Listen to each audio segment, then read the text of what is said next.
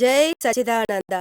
உங்க எல்லாருக்குள்ளேயும் குடிகொண்டிருக்கிற பரமாத்மாவுக்கு என்னுடைய அன்பார்ந்த மனமார்ந்த வணக்கங்கள் வணக்கங்கள் வணக்கங்கள். மரணத்தை பத்தி இன்னும் சில விஷயங்களை நாம இன்னைக்கு பார்க்கறதா இருக்கோம்.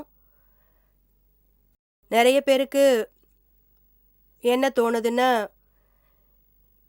இந்த ஒரு இளம் வயசுல சின்ன வயசுல பகவான் மேல பக்தியோட இருக்கிறது, பகவான் பேரை சொல்லிக்கிட்டு இருக்கிறது, அத்தியாத்மத்துல ஸ்பிரிச்சுவல்ல இருந்துட்டு இதெல்லாம் செய்ய வேண்டிய அவசியம் என்ன? எப்போ மரணம் நமக்கு பக்கத்துல வருதுன்னு தோணுதோ அப்போ பகவானோட பேரை சொல்லிக்கிட்டு இருக்கலாமே. நம்ம வேலையை பாட்டுக்கு செஞ்சுக்கிட்டு இருக்கலாம்.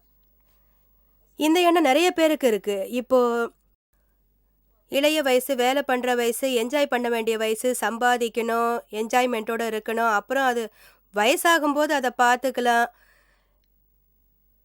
யாருக்கு எப்போ மரணம் வருதுங்கிறதெல்லாம் தெரியுமா? ஏதாவது நம்பிக்கை இருக்கான்னு சொல்லுங்க பார்க்கலாம். வயசாகத்துக்கு முன்னாடியே நாம இறந்துட்டோமாங்கிறது நம்ம யாருக்கு கூட தெரியாது. அதோட சித்தாந்தம் என்னன்னா, நீங்க வாழ்நாள் முழுக்கவும் உங்களோட கோபம், மரியாதை, மாயை, லோபம் போன்ற குணத்துல இருந்துட்டு இருக்கீங்க. பணம் மட்டும்தான் வேணும். அவனோட கழுத்தை வெட்டு, அவனோட பாக்கெட்டை கட் பண்ணு, இதே தான் வாழ்நாள் முழுக்க. எதுக்கெடுத்தாலும் சத்தியம் கிடையாது, உண்மைங்கிற வார்த்தையே கிடையாது. லௌகீகத்துல கழுத்து வரைக்கும் மூழ்கியாச்சு. வாழ்நாள் முழுக்க இதைத்தான் செஞ்சுக்கிட்டு இருக்கோம். வெறும் இந்த செயல்கள் தான். எப்பவும் அடுத்தவங்களுக்கு நல்லதையே நினைக்கிறோம். அப்போ வயசாகும்போது இதுக்காக ஒரு தனி சந்தர்ப்பம் வருமா? நல்ல எண்ணம் வருமா? நிச்சயமா அது கிடையாது. நீங்க வாழ்நாள் முழுக்க என்ன பண்றீங்களோ அதுதான் உங்களோட இந்த சமயத்துல பேலன்ஸ் ஷீட்ல வந்துடுது. வாழ்நாள் முழுக்க நடந்த விவரம் கடைசியில தான் வருது. எல்லாத்தையும் செஞ்சுட்டு கடைசி நாட்கள்ல ஐயோ பகவானே எந்த ஒரு காரியமும் நடக்காது. இது ஒரு தவறான விஷயமா இருக்கும். சாஸ்திரங்கள்லையும் சொல்லியிருக்கு. ஸ்ரீ கிருஷ்ண பகவானும் கீதையில என்ன சொன்னாருன்னு சொன்னா, உண்மைதான் உன் கதி. அதாவது உன்னுடைய இருக்கிற சமயத்துல நீ எந்த ஒரு மதியோட இருக்கியோ அந்த அளவுக்கு தான் கதி கிடைக்கும். இறுதி கட்டத்துல உன் மனநிலை எப்படி இருக்கோ அதுக்கேத்த மாதிரி தான் உன்னோட கதி அமையும். நிறைய பேர் அப்புறம் அப்புறம் பார்த்துக்கலான்னு அவங்களோட சின்ன வயசுல அவங்களே அதை கெடுத்துக்கிறாங்க. ஆனா இது ரொம்ப தவறான ஒரு விஷயம். நீ வாழ்நாள் முழுக்க என்ன பண்றியோ அதே தான் வாழ்நாள் கடைசியிலையும் அமையும். இல்லைன்னா நல்லதே வராது. வாழ்நாள் முழுக்க நீ ராமனை நினைச்சிருந்தா உனக்கு இறுதி சமயத்துல ராமா ராமான்னு தான் சொல்ல வேண்டியிருக்கும்.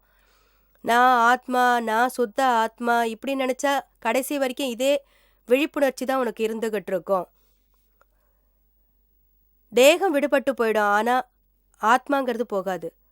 ஆத்மாங்கிற அவேர்னஸ் இருந்துகிட்டே தான் இருக்கும்.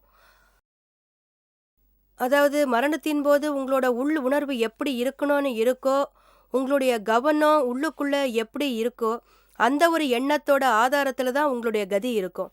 எப்பவுமே உங்களோட செயலுக்கு தகுந்த பலன் கிடைக்குங்கிறது இல்ல. ஆனா உங்களோட எண்ணத்துக்கு தகுந்த பலன் தான் நிச்சயமா கிடைக்கும். நம்மளுடைய மனுஷ எண்ணத்துல 4 விதமான தியானங்கள் இருக்கு. ரௌத்ர தியானம் மகாவீரர் ரொம்ப அழகா சொல்லி இருக்காரு. ரௌத்ர தியானம், ஆர்த்த தியானம், தர்ம தியானம், அடுத்தது சுக்ல தியானம். 4 விதமான தியானங்கள் இருக்கு. ரௌத்ர தியானம்னு இப்போ யாராவது உங்களை திட்டிட்டாலோ இல்ல அவமானப்படுத்திட்டாலோ, உபேந்திர சிங்குக்கு அந்த மாதிரி எல்லாரோட தலையும் கட் பண்றாங்க. சரியான பணம் தின்னிங்களா இருக்காங்க. யாராவது ஏதாவது சொன்னா அந்த உபேந்திர மனசு துக்கப்படுமா படாதான்னு சொல்லுங்க பார்க்கலாம். கோபம் கூட வரலாம் இல்லையா? இதோட இல்லாம உங்க மனசுலயும் ஒரு உணர்வு கிளம்பும் இல்லையா? இவன் ஏன் இந்த மாதிரியெல்லாம் பண்ணியிருக்கான்? அவனை ஒரு வழி பண்ணியே ஆகணும். எனக்குன்னு ஒரு டைம் நிச்சயமா வரும். அவனை நான் பண்ணல, அவன் என்ன ஆகுறான் பாரு. அப்படி நாம அவனை திட்டுவோம். இந்த உள்ளுக்குள்ள நமக்கு தோன்ற உணர்வை தான் ரௌத்ர தியானம்னு சொல்றோம். ரௌத்ர ஸ்வரூபம் ஆயிடுது. இதோட பலன் பகவான் என்ன சொல்லியிருக்காருன்னா நரக கதி உண்டாகும்னு இருக்காரு. நரகத்துக்கு தான் போக வேண்டியிருக்கும். யாருக்கு இந்த பயங்கர ரௌத்ர தியானம் இருக்கோ அவங்க நரகத்துக்கு தான் போகணும். இன்னொரு வகையான தியானம் தான் ஆர்த்த தியானம். ரௌத்ர தியானத்துக்கு அப்புறமா வர்றது இந்த ரௌத்ர தியானம்ன்றது பயங்கரமானது. இன்னைக்கு இந்த உலகத்துல ஆப்கானிஸ்தான்லயும் சரி, அமெரிக்காலயும் சரி எங்கெல்லாம் சண்டை நடந்துகிட்டு இருக்கோ, டெரரிஸ்ட் எல்லாம் சேர்ந்து காஷ்மீர்ல ஒரு இடத்துல அவங்க ரொம்ப அமர்க்களம் பண்ணிக்கிட்டு இருக்காங்க. இத பார்த்து நம்ம இந்தியாவுல எல்லாருமே ரத்தம் கொதிச்சு எழறாங்க. நியூஸ் பேப்பர்ல படிச்சுட்டு, டிவில புரோகிராம பார்த்துட்டு எவ்வளவு ரத்த கண்ணீர் அவங்கெல்லாம் வடிக்கிறாங்க. அதோட பயங்கர ரௌத்ர தியானத்துல இப்படி அவங்க உட்கார்ந்துருக்காங்க. நாங்க எங்க வேணாலும் பாம் போடுவோம், எங்க வேணாலும் தகர்ப்போம்னு இன்னைக்கு இருக்கிற நிலைமை. இப்படி இருந்தா நல்லா இருக்கும், அப்படி இருந்தா நல்லா இருக்கும்னு என்னென்னவோ கமெண்ட் பண்ணி வருது. உள்ளுக்குள்ளேயே ஒரு ரௌத்ர தியானம் இருந்துகிட்டு இருக்கு. இதுக்கு இதோட பலன் நரகத்துல தான் கிடைக்கும். அதாவது நாம அடுத்தவங்களுக்கு துக்கம் குடுக்கணும்னு நெனச்சாதான் இந்த ரௌத்ர தியானம்ங்கிறது. இன்னும் சொன்னா இது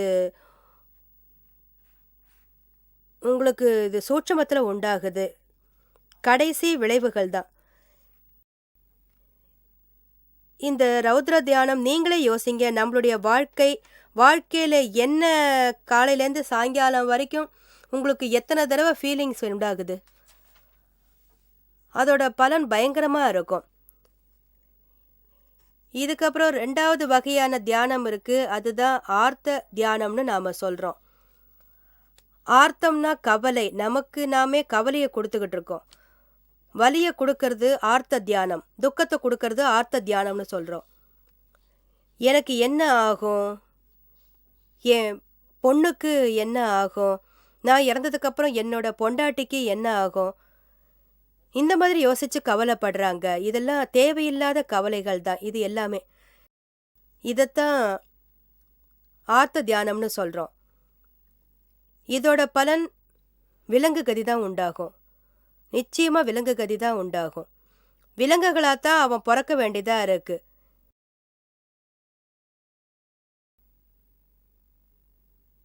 இது எவ்வளவு பயங்கரமானது சொல்லுங்க.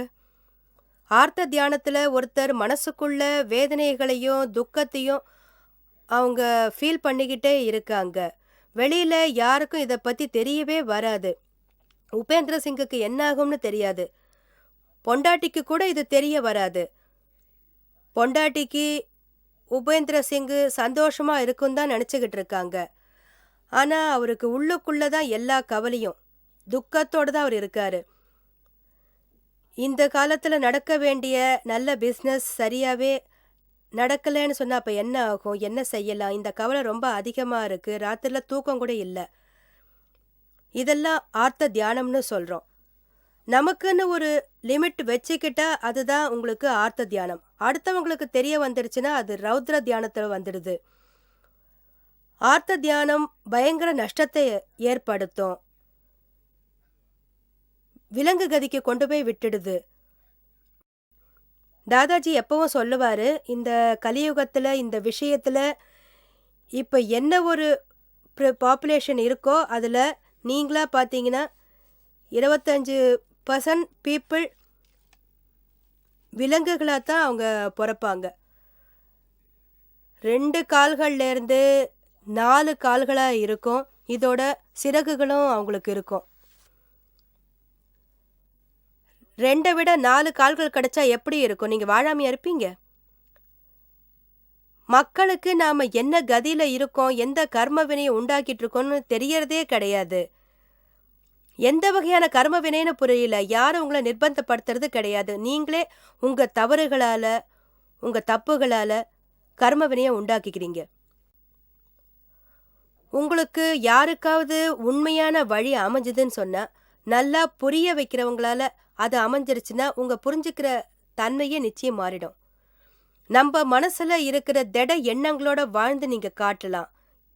இந்த மாதிரியான எண்ணங்கள் நமக்கு நஷ்டத்தை தான் உண்டாக்கும். இந்த எண்ணம் மனசுல வந்தா உடனே அதை மனசுலேருந்து தூக்கி போட்டுடுங்க. தாதா பகவான் பண்ணக்கூடாதுன்னு சொன்னதை தான் நாம இன்னைக்கும் செஞ்சுக்கிட்டு இருக்கோம். பகவான் மகாவீரனும் கூடாதுன்னு தான் சொன்னார். ஏன் எல்லாருமே தான். இந்த ஆர்த்த தியானம், ரௌத்ர தியானம், ஆர்த்த தியானம், ரௌத்ர தியானம் நம்மளோட வாழ்க்கையில இருக்கவே கூடாது. அது நமக்கு ரொம்ப கெட்ட கர்ம வினையத்தான் உண்டாக்குது. இதுக்கப்புறம் வர்றது தான் தர்ம தியானம். ஆர்த்த தியானம், ரௌத்ர தியானத்திலேருந்து உங்களுக்கு விடுபடணும்னா, இதிலேருந்து முக்தி அடையணும்னா, அதாவது யாராவது உங்கள தப்பா பேசினாலோ, இல்ல அவமானப்படுத்திட்டாலோ, இல்ல ஏதாவது கெட்டது பேசினாலோ, உங்களோட வாழ்க்கையில பெரிய நஷ்டம் உண்டாயிடுச்சு. இது தான் ரௌத்ர தியானம்ங்கிறது. இந்த டயத்துல உங்களோட மனசுல இந்த ஞானம்ங்கிறது நிச்சயமா இருந்தாகணும். உண்மைய புரிஞ்சுக்கிறதுக்கு நிச்சயமா இருக்கணும்.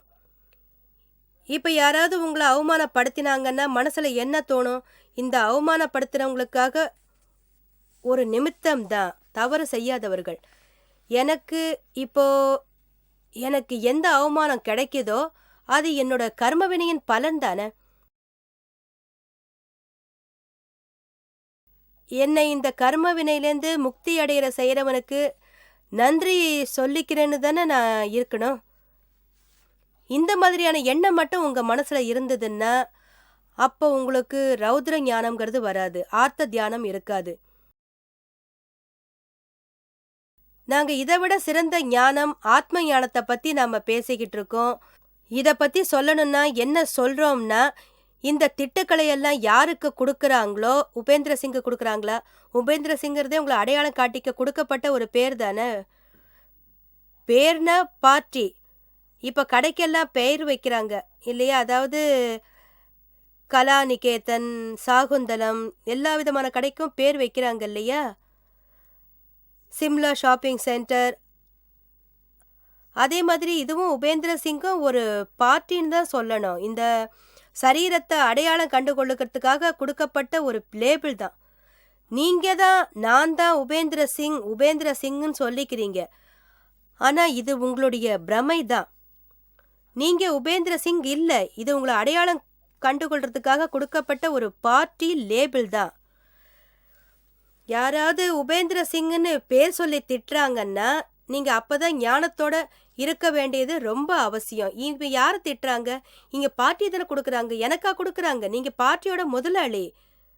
இந்த கடையோட முதலாளி. உங்களுக்கு பேரே இல்ல. நீங்க பேரோட முதலாளி. நீங்க யாரோ அது உங்களுக்கு நிச்சயமா தெரியாது. நீங்க ஆத்மா, சுத்த ஆத்மா, பரமாத்மா. உங்களுக்கு யார அடையாளம் புரிஞ்சுக்கிறாங்க? உங்கள புரிஞ்சுக்கவே இல்லைன்னா, அப்புறம் எப்படி அவங்க உங்கள திட்ட முடியும்? உபேந்திர சிங்கையும் தெரியும். உபேந்திர சிங்குக்கு திட்டுறாங்க. வேற யாரையும் இல்ல. இப்படி இருக்கணும். இப்படி இருந்தாச்சுன்னு சொன்னா உங்களுக்கு நிச்சயமா எந்த அனுபவிக்க வேண்டியும் வராது. எந்த ஒரு பாதிப்பும் இருக்காது. ரௌத்ர தியானமும் இருக்காது. ஆத்த தியானம்ங்கிறது என்னன்னா, வருங்காலத்த பத்தி கவலைப்படுறது தான் அது. என்ன ஆகும்? ஏது ஆகும்? இத செய்யலாம், அது செய்யலாம். வருங்காலம் என்னன்னு யாருக்கு தெரியும்? அந்த விஷயம் நிச்சயமா யாருக்குமே தெரியாத ஒரு விஷயம் தானே! ஒரு ஒரு செகண்டுக்கு அப்புறம் என்ன நடக்க போகுதுன்னு யாருக்குமே தெரியாதே! இது உங்க கையில இருக்கிற விஷயமே கிடையாதுன்னு தான் சொல்லுவேன். எது உங்க கையில இல்லையோ, அத பத்தி நீங்க எதுக்காக கவலைப்பட வேண்டியிருக்கு? எது வருமோ, அது நம்ம வீட்டுக்கு முன்னால வரத்தானே போகுது. அத நாம எடுத்துட்டு வந்தோமா? அதுதான் வந்து நிக்கும். வேற என்ன புதுசா வரும்? தைரியமா வர்றத எதிர்த்து போராடணும். இப்ப இருக்கிற நிகழ்காலத்துக்கு இவங்க ஞானிகள் இறந்த காலத்திலே வருங்காலத்துல நினைக்கிறதில்ல. நிகழ்காலம் மட்டும்தான் நினைப்பாங்க. ஒரு செகண்டுக்கு அப்புறம் நடந்தது நடந்துருச்சு. அது இறந்த காலமா ஆயிடுச்சு. அது திரும்ப எப்பவும் வரதே கிடையாது. முட்டாள்கள் தான் இறந்த காலத்த பத்தி நினைச்சு நினைச்சு அவங்களுடைய நிகழ்காலத்தையே கெடுத்துக்கிறாங்க. தேவையே இல்லாம வருங்காலத்த பத்தி நாம கவலைப்படுறதில்ல. ஏன்னா வருங்காலத்த பத்தி அதையும் நினைச்சு நினைச்சு எதுக்காக நம்மளையே கெடுத்துக்கணும்? இது பெரிய முட்டாள்தனம் இல்லையா? ஞானிகள் எப்பவுமே நிகழ்காலத்திலேயே இருக்கணும்னு சொன்னா, அவங்களுடைய நிகழ்காலம் என்னவோ அதிலேயே அவங்க இருந்துகிட்டு இருக்கணும். எப்போ வருதோ, அதாவது அந்த பிரச்சனைங்கிறது எப்போ வருதோ, அத நாம அப்ப பார்த்துக்கலாம். இந்த ஆர்த்த தியானம், ரௌத்ர தியானத்திலிருந்து முக்தி அடையலாம். துர்கதியிலேருந்து, அதோகதியிலேருந்து நீங்க முக்தி அடைஞ்சிடலாம். 3வது வகையா இருக்கிற தியானத்தை தான் நாம தர்ம ஞானம்னு சொல்லிக்கிட்டு இருக்கோம். அடுத்தவங்களுக்கு சுகத்தை கொடுக்கிற பாவனை, இதைத்தான் தர்ம தியானம்னு சொல்றோம். அடுத்தவங்களுக்கு துக்கத்த குடுக்கறதுனால ஆர்த்த தியானம், ரௌத்ர தியானம்ங்கிறது உண்டாகுது. சுகத்த குடுக்குற பாவனை இருந்தா, அது தர்ம தியானம்னு சொல்லப்படுது. நம்மளோட செஞ்ச தவறுக்காக வருத்தப்படுறாங்க, பிராயச்சித்தம் பண்ணுங்க, பரிகாரம் பண்ணுங்க. இதுதான் உயர்ந்ததொரு நல்லபடியான கர்ம தியானத்துல கருதப்படுது. இந்த தர்ம தியானம் உங்கள மோட்சம் வரைக்கும் நிச்சயமா கூட்டிட்டு போகும். நம்மளோட கர்ம வினையோட சித்தாந்தம் என்ன சொல்லுதுன்னா, அடுத்தவங்களோட தவற பார்க்கறதுனால தான் கர்ம வினைங்கிறது உண்டாகுது. அதோட நம்மளோட தவறுகள மட்டும் நம்ம பார்த்துக்கிட்டா, இந்த கர்ம வினைகள்லேருந்து நாம விடுபட்டுடலாம். இது எவ்வளவு அழகான வழி, எவ்வளவு எளிதான வழியா இருக்கு. காலையிலேருந்து சாயந்தரம் வரைக்கும் இந்த கவனத்தோடயே இருங்க. உங்களையே நீங்க டெஸ்ட் பண்ணிக்கங்க. எந்த இடத்துல தப்பு பண்றீங்க அப்படிங்கிறத நாம தான் நம்மளுடைய தவறத்த பார்த்துக்கணும். சாதாரண மக்கள் அடுத்தவங்களோட தவறத்தான் கவனிப்பாங்க. காலையிலேருந்து சாயந்தரம் வரைக்கும் அவங்களோட தவறத்தான் கவனிப்பாங்க. தங்களுடைய தவற பார்க்கறதே இல்ல. அப்ப எவ்வளவு கர்ம வினை உண்டாகுது? இங்க உங்களோட தவற கவனிச்சுட்டா, அது உயர்ந்த தர்ம தியானத்துல போய் சேர்ந்துரும். யாராவது உங்கள திட்டினாலோ, இல்ல அவமானப்படுத்தினாலோ, அந்த இடத்துல ரௌத்ர ஆர்த்த தியானம் உண்டாச்சுன்னா, அப்ப மட்டும் உங்களுக்கு எந்த ஒரு எண்ணம் கவனத்துல இருந்ததுன்னா, அதாவது யாரு என்ன திட்டினாலும் அது என்னோட கர்ம வினைதான்னு அவங்களுக்கு தெரிய வரணும். நம்ம பலன்தான். இதுல திட்டுறவங்க, தவறு செய்யாதவங்க, என்னை இந்த கர்ம வினையிலேருந்து விடுவிச்சதுக்கு தேங்க்ஸ் சொல்லணும். இந்த விஷயம் மட்டும் உங்களுக்கு இருந்தா, சமநிலைமையா இருந்தா, அதுக்கப்புறம் இதோட விளைவு என்ன ஆகும்னா, உங்க மனசுல ஒரு உயர்ந்ததொரு தர்ம தியானம்ங்கிறது உண்டாகும். அதோட இந்த தர்ம தியானத்தோட பலன் நம்மளுக்கு நல்ல கதி கிடைக்கும். இன்னும் முன்னேறத்துக்கு நல்ல கதியும் உங்களுக்கு கிடைக்கும். எந்த வகையில நீங்க உங்க மனச உயர்ந்ததா வச்சுக்கிறீங்களோ, அந்த அளவுக்கு உங்களுக்கு தர்ம தியானம் உண்டாகும். அதாவது தர்ம தியானம் இது செயலே கிடையாது. இந்த செயலத்தான் எல்லாரும் தர்ம தியானம்னு தப்பா நினைக்கிறாங்க. ஆனா இந்த விஷயம் மத்த விஷயங்கள்லேருந்து தனியானது தான். தியானம், செயல் 2ம் ஒண்ணாவே இருக்காது. நீங்க ஜெபம் பண்ணுங்க, பூஜை பண்ணுங்க, உபவாசம் இருங்க, என்ன வேணும்னாலும் நீங்க பண்ணுங்க, தீர்த்த யாத்திரை பண்ணுங்க. இதுல எது செஞ்சாலும் சரி, யோகா பண்ணுங்க, தியானம் பண்ணுங்க. எந்த ஒரு செயல் இருக்கோ, எங்க எதையாவது செய்ய வேண்டியிருக்கோ, அது தியானமே கிடையாது. செயல்ங்கிறது டோட்டலா வேற ஒண்ணு தான். உள்ளூர இருக்கிற ஒரு விஷயம். அதோட இந்த தியானம், இந்த தர்ம தியானம் உங்களோட வாழ்க்கையில, ஸ்பிரிச்சுவல்ல இது உங்கள ஒரு உயர்ந்த நிலைமைக்கு கொண்டு போய் விட்டுடும். இன்னும் சொல்லணும்னா, உங்கள மோட்சம் வரைக்கும் அது உங்கள கூட்டிட்டு போகும். இதனால தான் இந்த தர்ம தியானம் தெரியாம இருக்கிற மோட்சம்னு சொல்றோம். இந்த வகையான தியானம் தான் சுக்ல தியானம். இது பிரத்யக்ஷ மோட்சத்துக்கு காரணமா இருக்கும். சுக்ல தியானம்னா எப்போ உங்களுக்கு இந்த ஒரு தனி எண்ணங்கிறது கவனத்துல இருக்கோ, நான் சுத்த ஆத்மா, நான் உபேந்திர சிங் இல்ல, நான் சுத்த ஆத்மா. இந்த கவனம் எது வரைக்கும் உங்க எண்ணத்துல இருக்கோ, அதுக்கு சுக்ல தியானம்னு பெயரு. நீங்க 2 மணி நேரம் எடுத்துக்கிட்டு எங்க கிட்ட நீங்க வாங்க. இந்த ஆத்மாவும் சரீரமும் தனியானவை. இதையே கடைசி வரைக்கும் நீங்க நினச்சிக்கிட்டே இருந்தீங்கன்னா, இதோட விளைவு நிச்சயமா உங்களுக்கு சேஞ்ச் ஆயிடும். அதால உங்களுக்கு சந்தோஷந்தான் இருந்துகிட்டு இருக்கும். அதோட உள்ளுக்குள்ள ஆர்த்த தியானம், ரௌத்ர தியானம் வராது.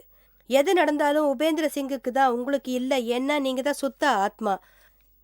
நீங்க முக்தியா தனியா ஆயிடுவீங்க. எல்லாத்துக்கும் முக்தி ஆயிடுவீங்க. தவிர இதுலேருந்து முக்தி கிடைக்கிற வரைக்கும் இந்த விஷயந்தான் இறுதி கட்டத்தின் போது வருது. இதனால சமாதி மரணங்கிறது உண்டாகும். தவிர உயர்ந்த கதி மோட்சத்துக்கு போற வழியை காட்டுது.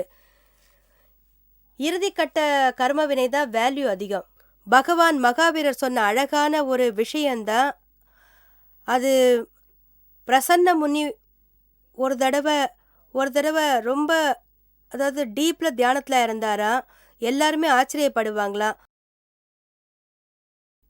முதல்ல அவர் ஒரு ராஜாவா தான் இருந்தாரு. அவர்கிட்ட தீட்சை வாங்கிக்கிட்டு பகவான் மகாவீரரோட பிரதம சிஷ்யனா ஆனாரு.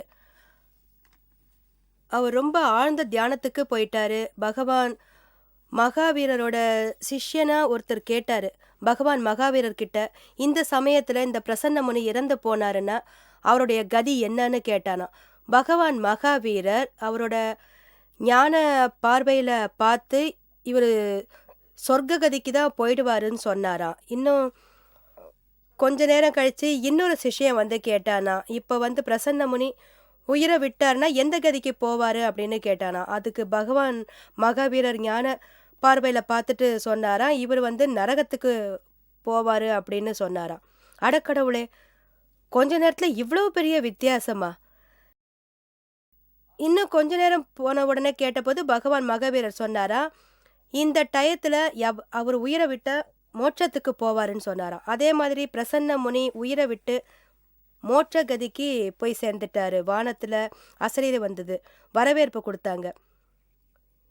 இதனுடைய தாத்பரியம் என்னன்னா, ஒரே ஒரு முத்திரையில தியானத்துல வெளிச்செயல்னு பார்த்தா ஒண்ணுதான்.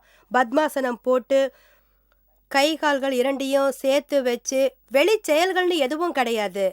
வெறும் உள்ளுக்குள்ள மட்டும்தான் எண்ணம் இருந்தது. அப்படி இருந்தும் அவரோட கதிய பார்த்தீங்களா? 3 முறை தனித்தனி வகையில தான் இருந்தது. இதுக்கு காரணம் என்ன? உள்ளூர அதாவது தனித்தனியான மனசக்தி இருக்கிறதுனால அது மாறிக்கிட்டே தான் இருந்தது. இது உள் எண்ணங்கள்ல மகத்துவம் தான், வெளிச்செயலோடது கிடையாது. நம்ம உள்ளுக்குள்ள இருக்கிற விளைவுகளை பத்தி கவலைப்படுறதே கிடையாது. அதோட நம்ம லட்சியமே அந்த மாதிரி இல்ல. நாம வெளிச்செயல்கள்ல மூழ்கி தான் இருக்கோம். அதுக்கே இத்தனை மகத்துவத்தை நாம கொடுக்கிறோம். நாம எல்லாத்தையும் கடந்து முடிச்சிட்டோம்னு நினைக்கிறோம். ஆனா உள்ளுக்குள்ள கோபம், மரியாதை, மோகம், ஆசை, வெறுப்பு இந்த குணங்கள்லாம் விட்டு வைக்க மாட்டோம்.